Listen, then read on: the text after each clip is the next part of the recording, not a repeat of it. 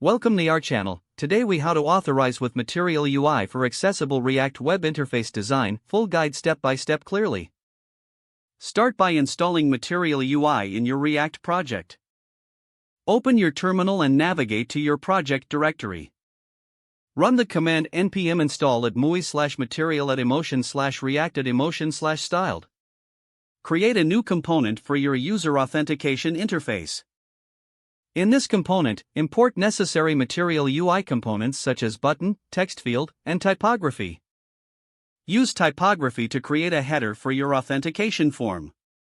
Add text field components for user input, including fields for email and password. Ensure each text field has appropriate labels for accessibility.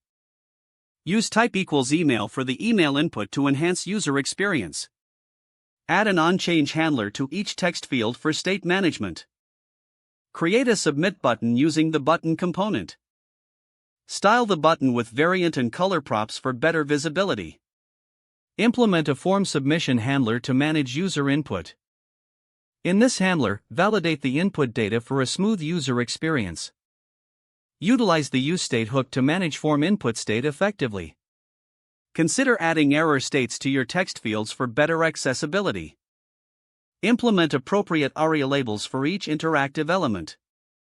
Incorporate feedback for the user after submission attempts. Utilize the snack bar component to show success or error messages. Ensure the entire form is wrapped in a box component for proper alignment. Use the grid component to make the form responsive across different screen sizes. Style the form with consistent spacing in layout for accessibility. Once your component is complete, test the accessibility features. Use a screen reader to check that all elements are properly labeled. Review the design for keyboard navigation and focus management. Finally, implement any necessary adjustments based on user feedback. Launch your application and observe how users interact with the interface. Make iterative improvements to enhance both usability and accessibility. Don't forget to like this video and subscribe to our channel for more step-by-step tech guides.